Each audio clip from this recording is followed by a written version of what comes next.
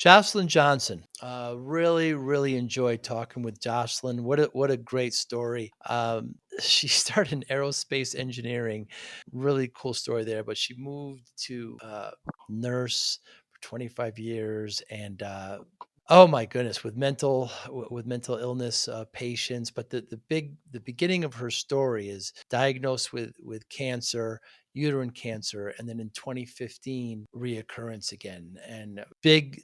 Excuse me, big. There's a lot of history of cancer in her family, but the way she turned around and was able to beat it through functional medicine, through she practices Kundalini yoga. She has Buddhist perspectives and meditation, but she wrote a book, a really, really great book that talks about functional medicine. It's a memoir of how she got there. It's called The Path Forward. Really great conversation. I enjoy talking about functional medicine. It's something that has to be more and more discussed because medicine always isn't the best answer, but isn't the best cure for many of the things, many of the ailments that we have. It was a great conversation with Jocelyn. I really enjoyed it. I think you will as well. In fact, I know you. Thanks for listening. Hi, I'm Joey Pinz. People ask me, how did I lose 130 pounds? The quick answer is always discipline. I started my business, wasn't paying attention to my health, was eating too much, drinking too much sweets. My daughter was born. Next thing I know, I'm pre-diabetic, I have hypertension. I knew something had to change. Discipline. I, like many of you, have faced many challenges in your career, in your family, in your life, in your faith. How did you attack them? How did you approach them? How did you solve them, hopefully? It all had to have some degree of discipline. I'm also asked, how did you found and start a tech business that lasted over 25 years? Discipline. I was committed to it, enjoyed technology, didn't enjoy some aspects of it, but knew it was necessary. Discipline. Our podcast mission, how do we use discipline to better ourselves and society? Join me, please, as I talk to interesting people and discuss how they use discipline in their family, in their passion, in their careers, and how it helped them. Our podcast vision, growth through learning from others. Joey Pinz Discipline Conversations. It'll be light and serious. Join us, please. Thank you for consideration.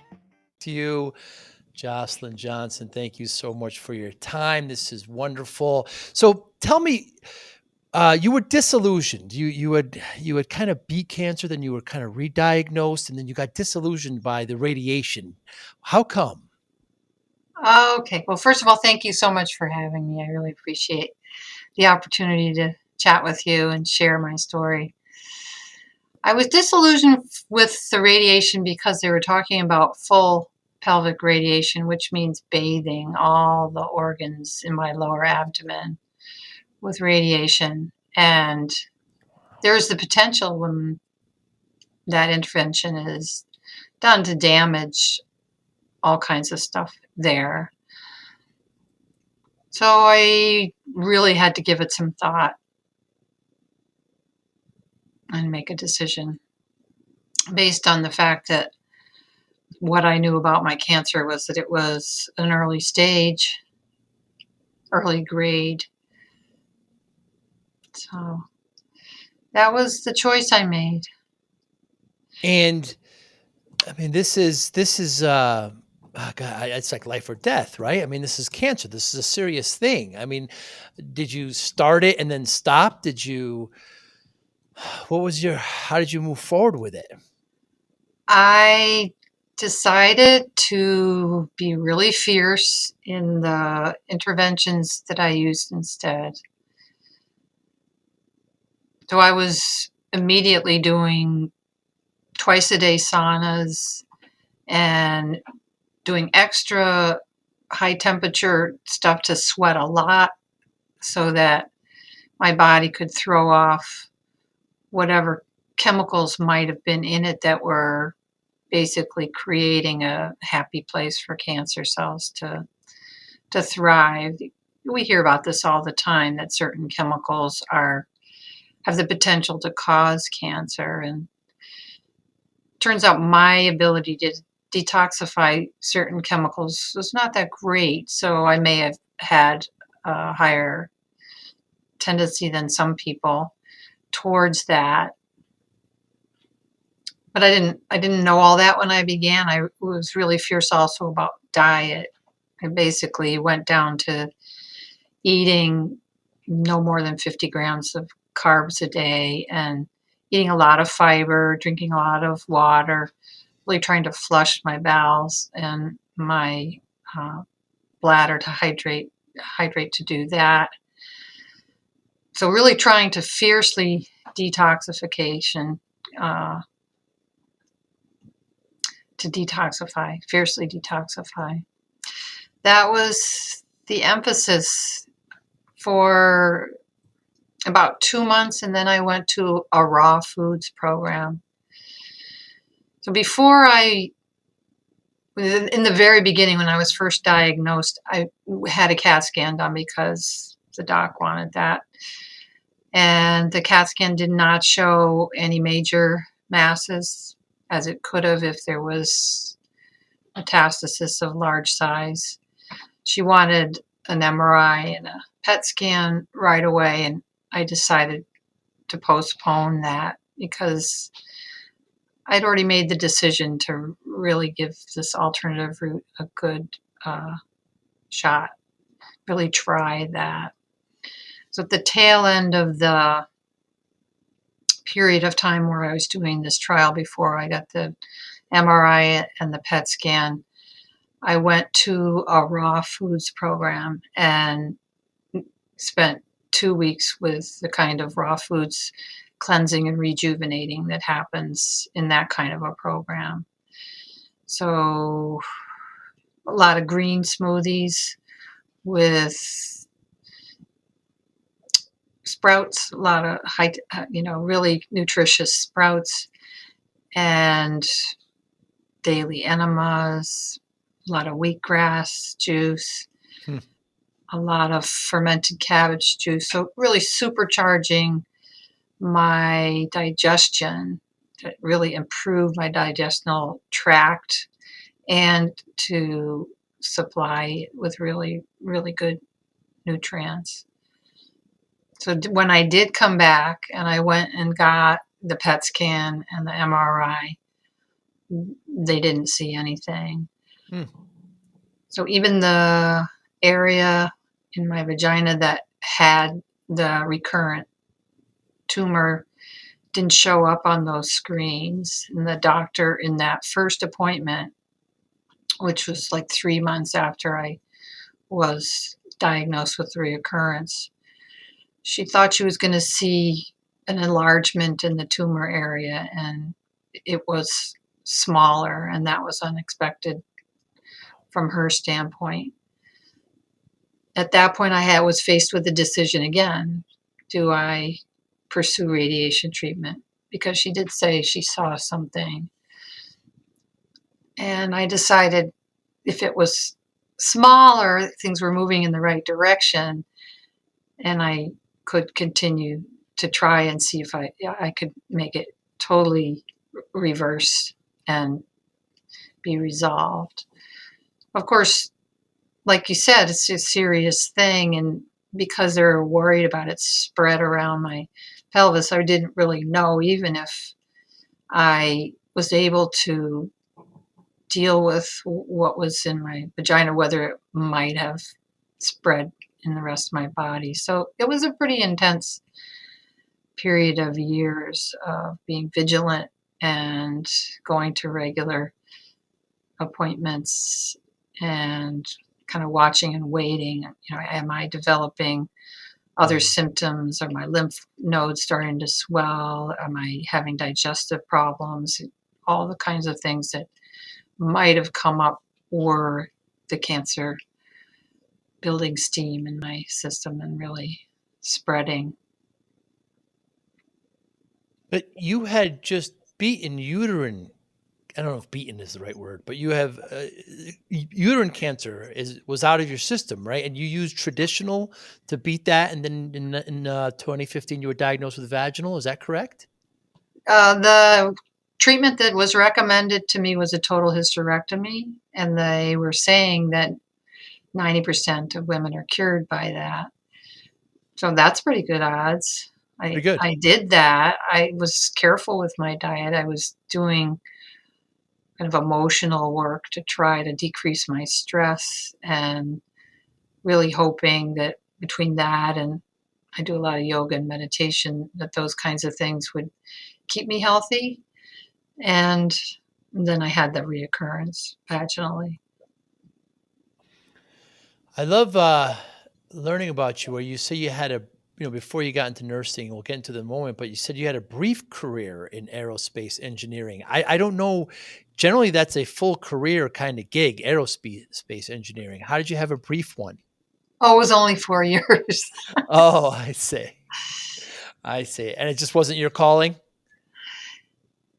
Yeah, it was back in the late 70s, early 80s, and I was one of a couple of women in a Hmm. big house full of guys, basically, the industry was. I ended up working for the same company for 4 years, but in two different locations, and one of them was at the Johnson Space Center in Houston, Hmm. where we were training the astronauts to use the suit and life support system to go on walks outside of the shuttle.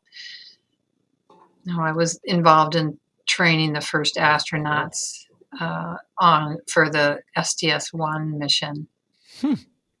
So it was pretty interesting, and yet there was it was difficult for me to be around that much kind of guy energy. I don't know if Hmm. you're familiar with that tendency of men to kind of joust with each other and poke at each other. And yeah, it was pretty uncomfortable for me.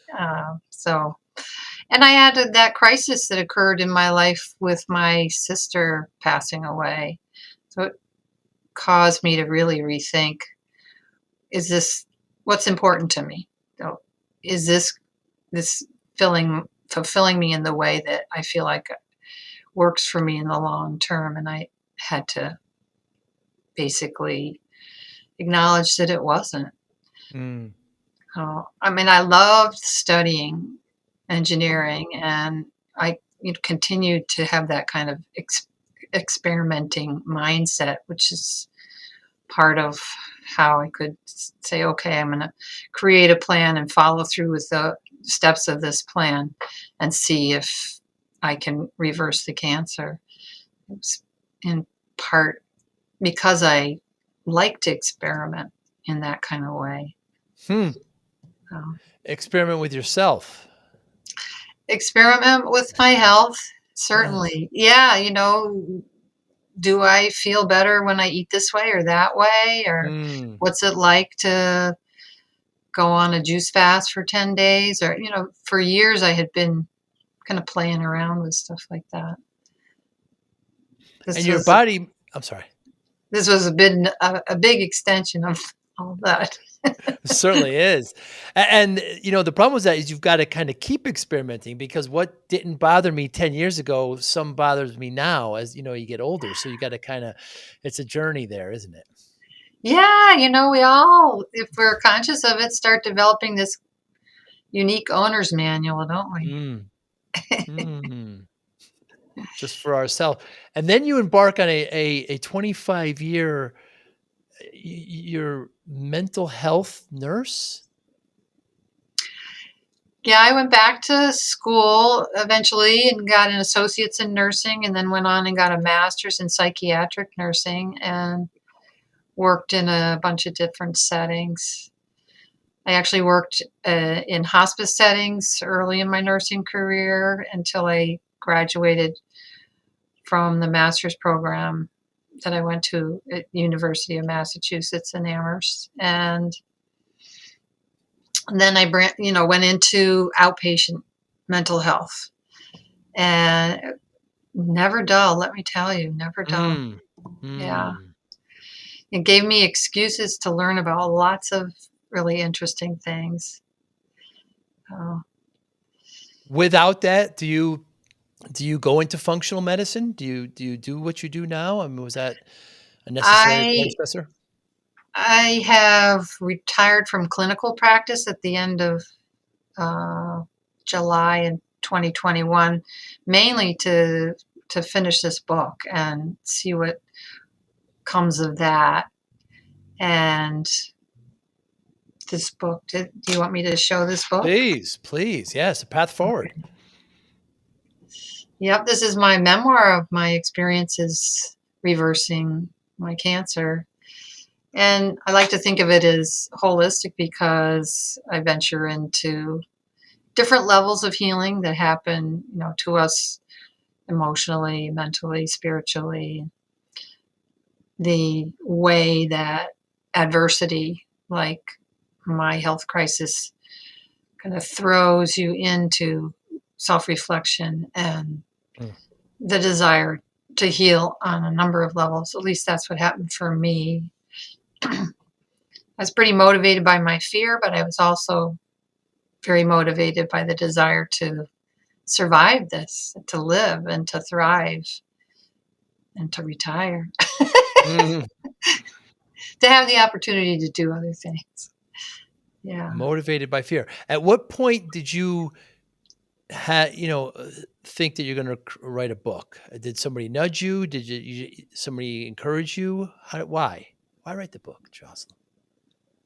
Did somebody nudge me? What are you referring to? To write it, to write the book. Oh, no, there was a moment. It was actually, I told you about the first exam where this tumor was smaller. Well, the second exam, which was 3 months later, she didn't find anything. Right. Yeah. So I was pretty excited about that and thought, geez, maybe this could be valuable to somebody else. I went Hmm. home and I created the outline for the book. Then I had a lot of studying to do because I'm not a writer. Yeah. I'm just not a writer, and I needed to figure out what would create a engaging memoir, and how would Mm. I structure it? How would I really say what I wanted to say? How would I go into the kind of depths about different levels of healing that felt like it would make it a better book? So, and I waited, basically revising and polishing for the 5 years until I was considered cured in the way that allopathic medicine denotes cures, which is 5 years after diagnosis. I say. Yeah. Why why aren't your kinds of functional medicine and these treatments recommended by Western medicine for this now? Why, at least as an option, or maybe do it in combination of? Why isn't it more available and prevalent? There's the $21 million question. Thank you. My theory is that its time has not ripened.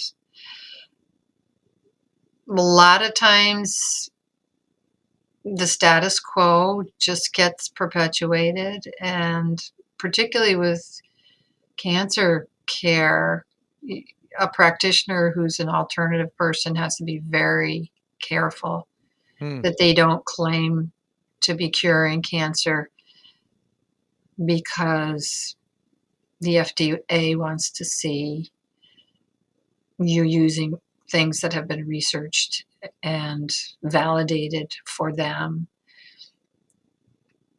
I think it is a matter of time before it happens, but I'm not sure I'll be around for Hmm. it.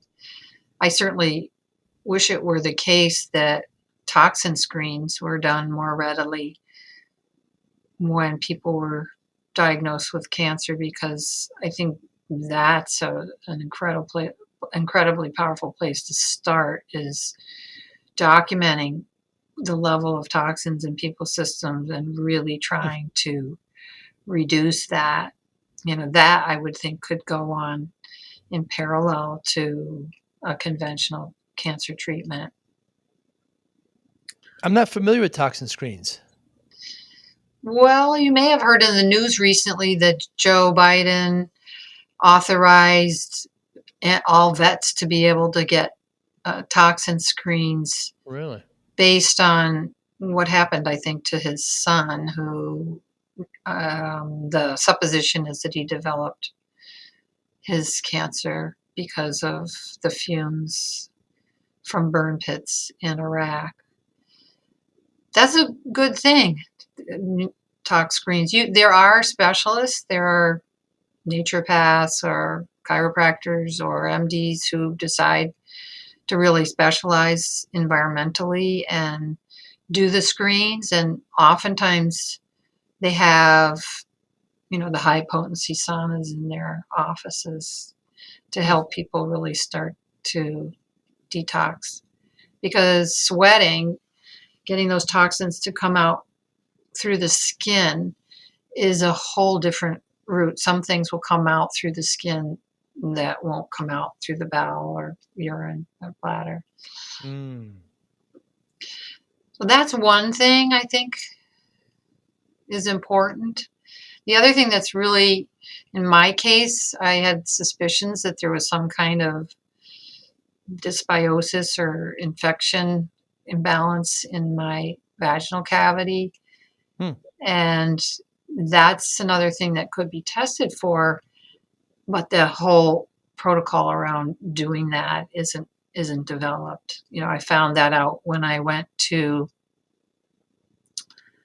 talk to this faculty at the functional medicine module on hormones, where they talk about sex hormones and the whole reproductive cycle and the whole notion of what was going on in this particular cavity of the body that might cause problems is really under researched. And that I started hearing about it at conferences later, that people were talking about how different cavities have different bacterial uh, organisms that are healthy, and the flip side, ones that are not healthy for us. Those were the areas that I felt were important to highlight, that hey, this stuff can be done. I've been fortunate enough to speak to some functional, medicine professionals, and I see just a more of an acceptance happening. I just see it more prevalent, more people talking about them becoming more available. You don't have to go to some secret website to find them anymore. They're out there. You talk about them in your book. You talk about the 5 R's, of course: Mm-hmm. remove, replace, rebalance, repair, rejuvenate. Very important. What can you tell us about functional medicine, Jocelyn? Well, functional medicine came out of the interests of a couple of physicians who realized that they didn't know as much as they wanted to about deep underlying processes in the body. How physiologically does the body chemistry work in various areas with different organ function? And how does that impact health? How does that cause health to degrade? And how can we intervene at a different level? I would say a lot of the interventions that get talked about are naturopathic ones. So Mm. related to diet, related to therapeutic use of supplements. Yes, they're trained in allopathic medicine and use allopathic medicine, but the orientation is, let's intervene before somebody gets to an irreversible state with a certain condition and get the body back into better balance. So the Institute of Functional Medicine is one place where you can study and get a certification, and there are other organizations that do that. I think A4M is one of them. but the emphasis is the same. How can we understand this at a deeper level? How can we prevent irreparable conditions? Mm. How can we treat chronic conditions? Allopathic medicine is basically battlefield or pandemic medicine. I would go to the ER to get my arm set or that kind of thing if I was in a car accident. But with some of the chronic problems, there are things we can do that are less intrusive. It's just how do we find out about it? How do we get supported in doing it? If you go to a naturopathic doctor, you Mm. probably get advice about diet and what supplements you might use. I've said this so many times. I have to almost force my doctor that I get a checkup with once or twice a year and let her know what I eat. So often, we go and they're not asking these kinds of questions. It's just what we eat is food is medicine, right? So what we eat has a lot to do on our health, and I mean they're trained to give medicine. I don't mean to bash the medical community, but um, there just has to be some marriage of that and the functional medicine. I hope soon. Well, I agree with you on that one. One of the problems I think is they don't get a whole lot of education about nutrition in med school. And that's really sad, It is particularly because there are gatekeepers in so many ways to what we can get access to in terms of care through insurance. If you've got a lot of money, you can pay to go to a naturopathic doctor. I think actually Connecticut maybe, or Connecticut has I said New Haven. I think they have a really really good naturopathic college, and as a hmm, result, that Connecticut allows naturopaths to do more in terms of accessing payment through insurance companies. interesting. Is it through Yale? Oh, I want to say Oh, it's independent. It's a, I can't remember the name of the school, but there's two really good schools in the country. One is hmm, out west, and the other's in Connecticut. very interesting. You also in your book talk about the understanding survivor's playbook. So many. There's just some guilt that goes along with that. Jocelyn, let's talk about that. Well, what I discovered, I was browsing a bookstore, and a couple years after I was doing pretty well, and I found this book by Lawrence Gonzalez. Have you read this? It's called Deep Survival.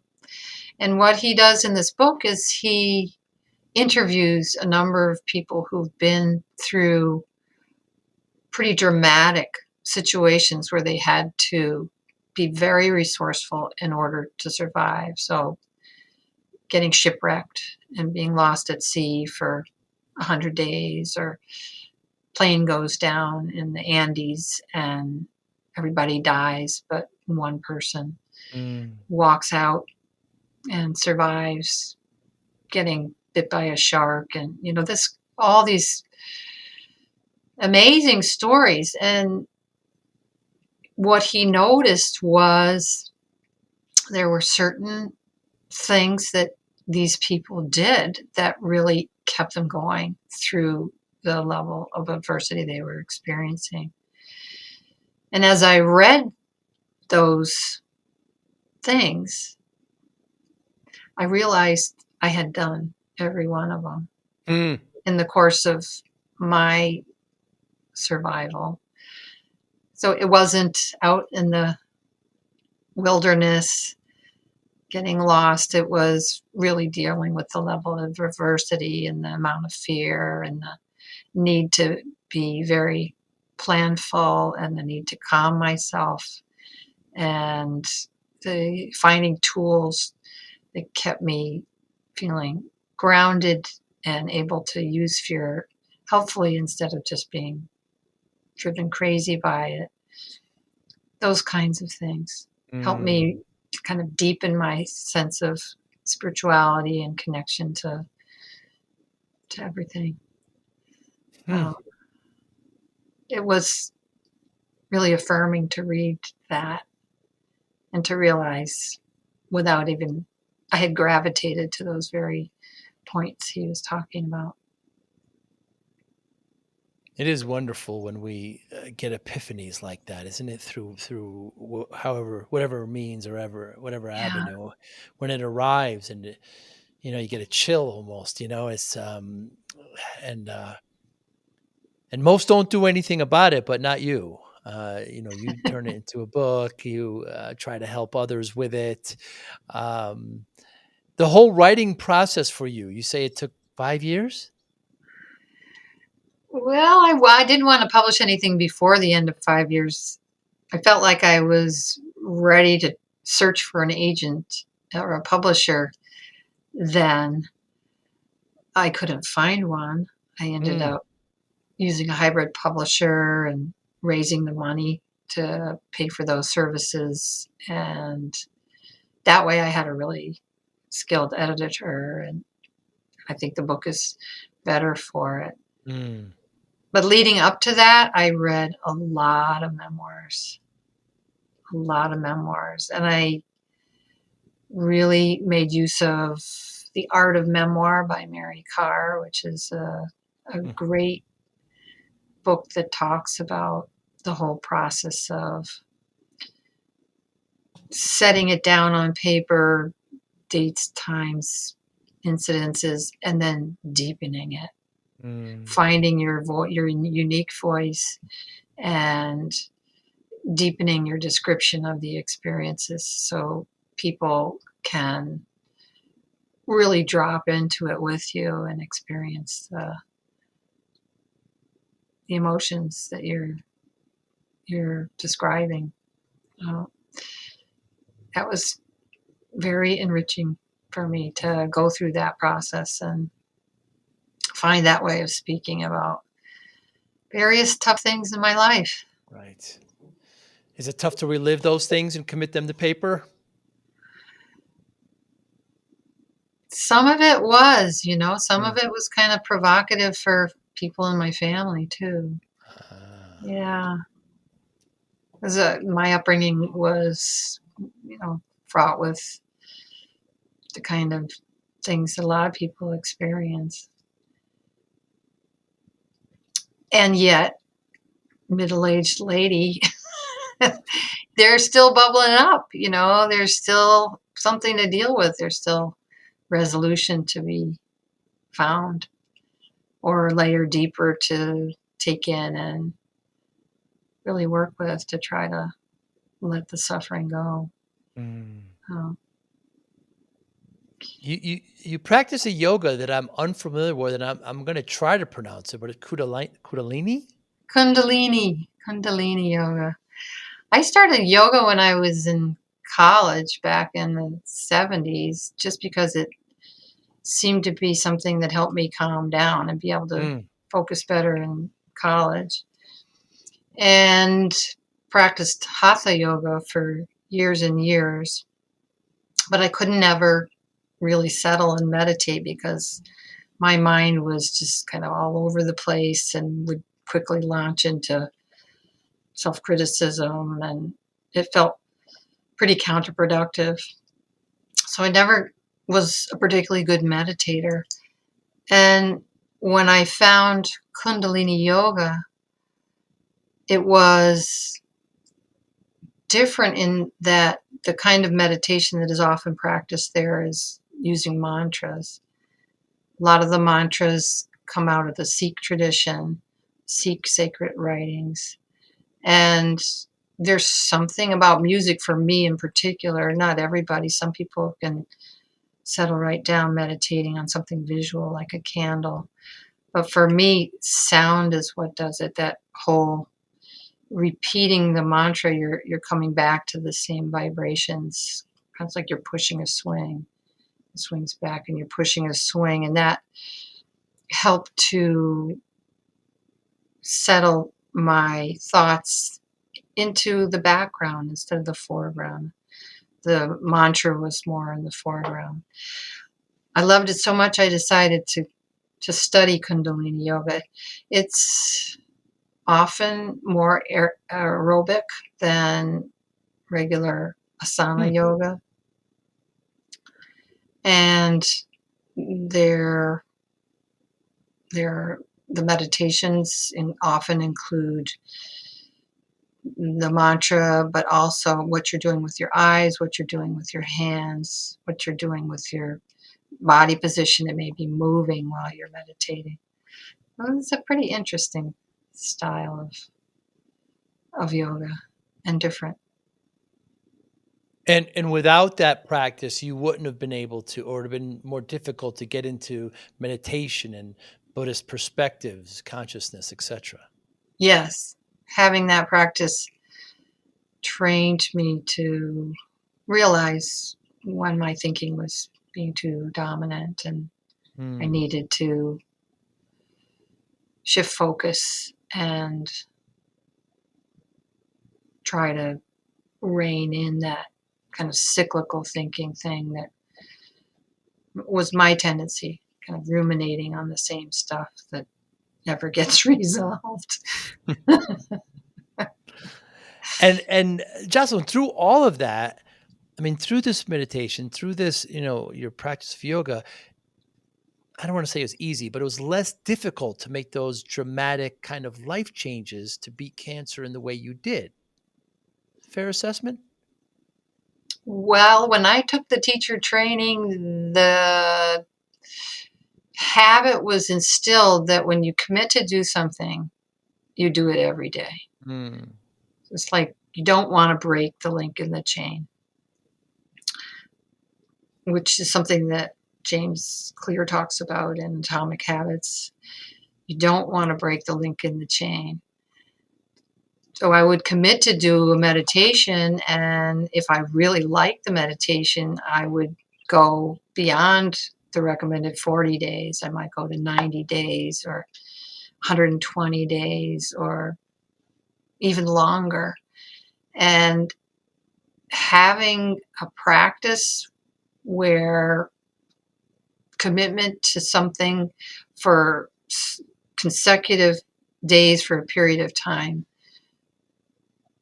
really made making the commitments to the changes in lifestyle easier for me to do. There's Mm. no doubt about that. When I said, okay, I'm going to do 2 saunas a day, and every third day I'm going to do an extra period of sweating. I basically did it for 2 months every day. Oh, wow. Yeah. So in the 90s, I started my business and I wasn't paying attention to myself and I was eating poorly, Jocelyn, and I bloated up to 340 pounds. I gained a crazy amount of weight. And the doctor said to me, doctor who I still have now, said, if you don't lose the weight, you're not going to see your daughter graduate. And that's all I needed to hear. And I made a complete change in my life, similar to what you did. And, I lost 130 pounds in a year and a half. And whenever I tell somebody this, I could just see their eyes lighten up. Like, what's your secret? What'd you do? And it's just one word, Jocelyn. It's just discipline, right? I had to make a change and I was going to do it and nothing was going to get in my way. I wonder, given, your background and what you went through, how you view discipline. How does it play a role in your life? Well, people think of discipline as being something that cramps their style. I think of discipline as being something that actually opens up things that you wouldn't imagine. Mm, how Yeah. so? Well, if you are doing something every day and it's creating change in your life, then it's like you're exploring beyond where your limitations in terms of discipline were holding you back. Yeah, I did Outward Bound when I was just out of high school. Mm. Hurricane Outward Bound up in Maine, and that program really taught me that most of my limitations were self-imposed, Hmm. that I could, basically strive to exceed those limitations. And shockingly enough, I could succeed at doing that. So that opened up a whole arena of possibilities here with the kind of persistence and follow through. I guess discipline is another word for follow through, right? Can be. Yeah, yeah.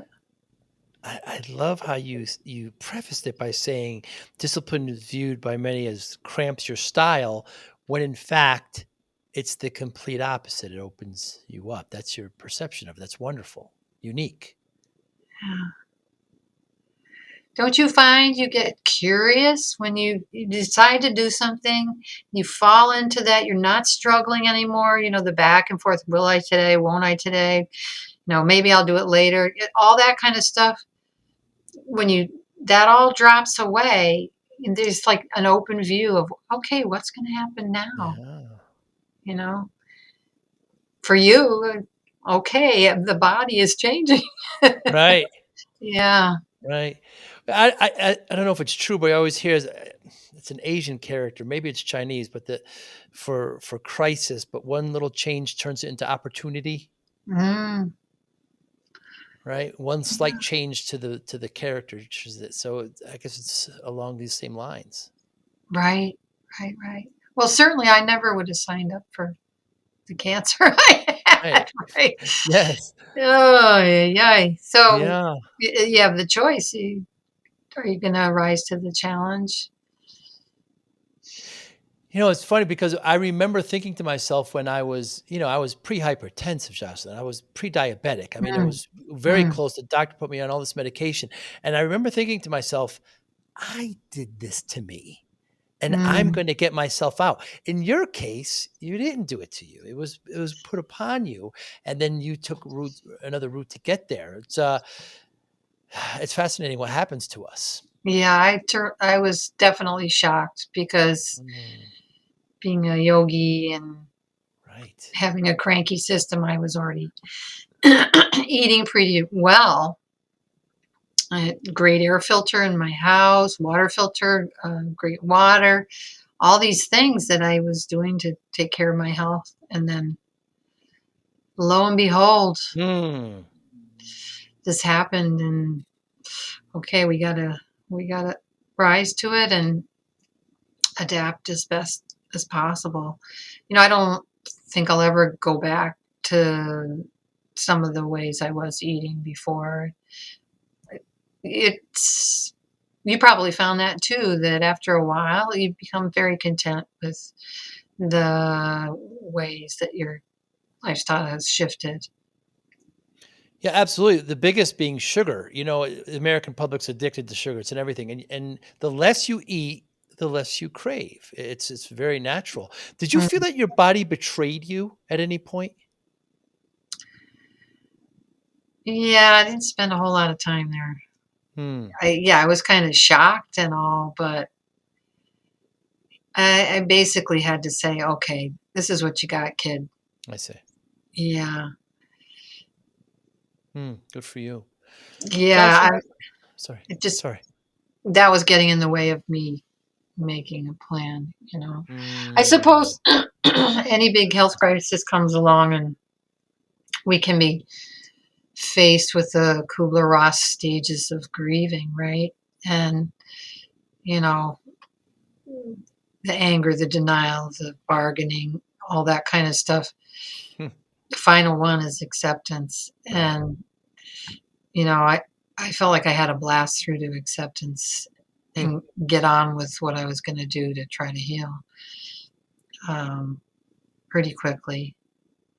But I could see, wouldn't it have been frustrating to be waiting for those appointments and feeling like I could do nothing, twiddling my thumbs Mm. while I'm waiting for the next screening and waiting for the next doctor's appointment and wondering what the heck's going on in my body. I needed to do something Wow. and for my own well-being. I needed to really give it what I could to see if I could get it to change course, to reverse, to not progress.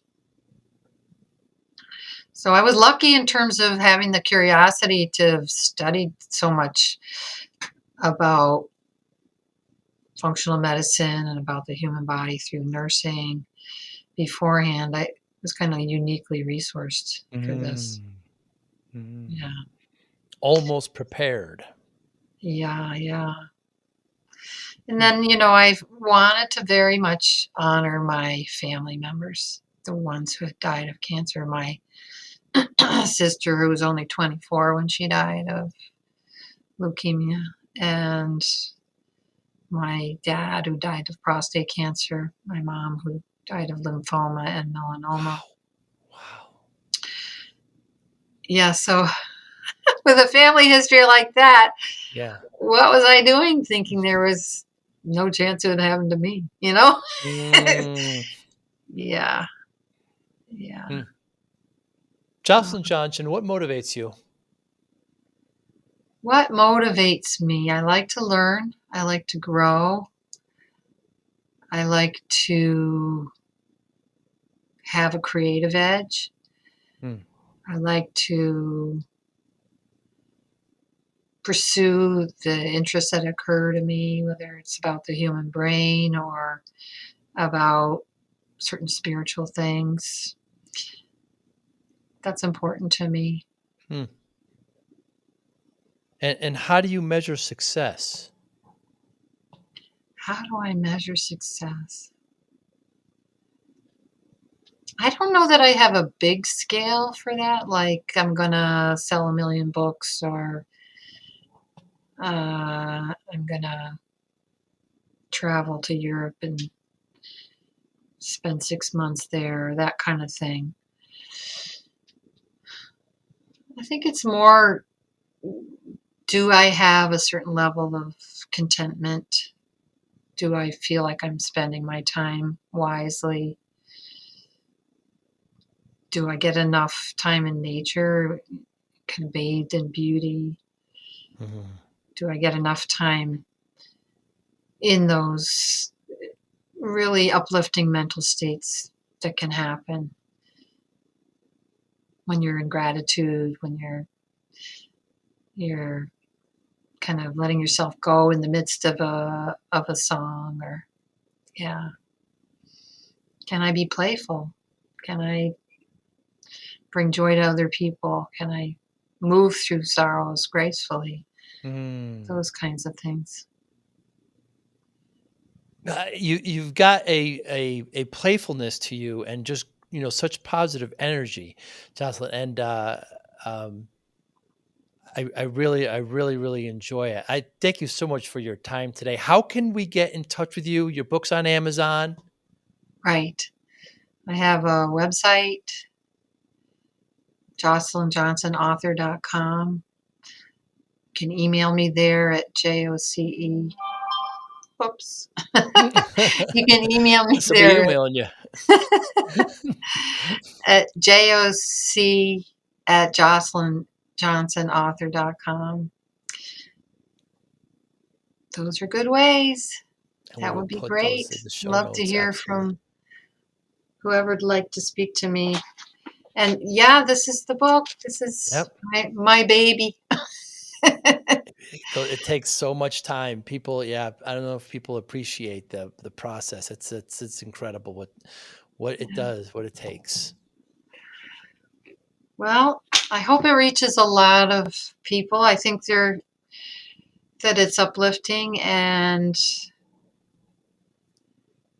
what I hear is people feel like they can reflect on their own life as they're reading, because it's relayed in a human story kind of way. And yeah, that's the aim, is to empower people to take better care of themselves, to know that they have the ability to investigate things and Mm.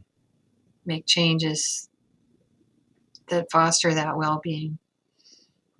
Do you see another book coming soon from you?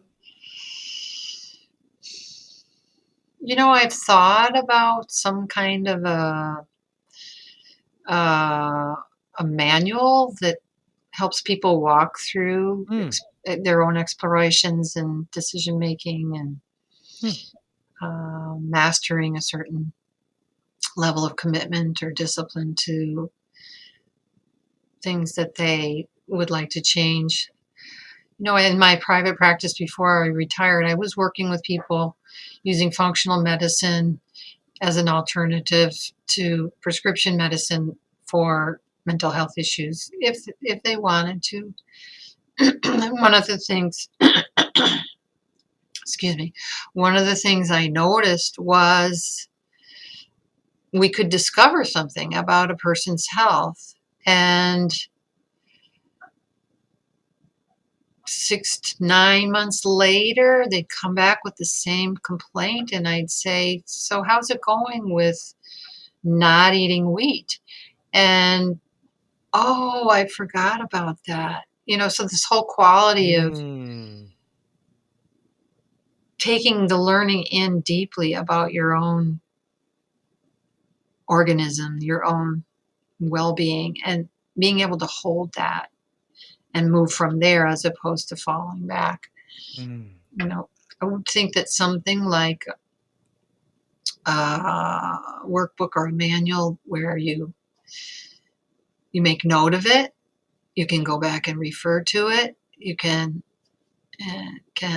not rediscover the same thing over and over again.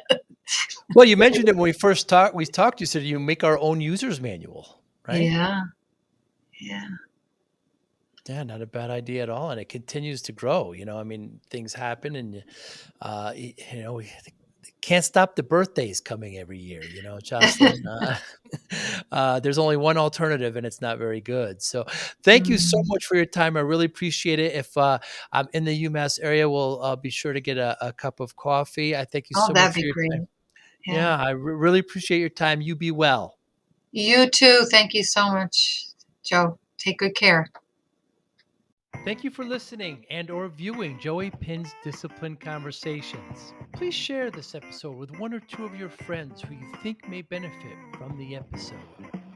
Our website, www.joeypins.com. There you'll find lots of resources and you could join our mailing list. Please follow us on all our social media, Instagram, Twitter, and Facebook. Podcast information. The video version of our podcast is on YouTube. Please subscribe. Audio is on all major podcasting platforms. Please follow them. And if you like it, please consider giving 5-star rating. Would really appreciate that. Would you like to financially support the podcast? You can go to our Patreon site. Consider $5, $10, or $20 a month. There's all kind of plans that we have there. There's like a one-time payment. What is this podcast episode worth to you? $25, $50, $100, $500, $1,000, $5,000. You be the judge. You can go to our PayPal account to do that as well. Thank you again for listening or watching Joey Pin's Discipline Conversations.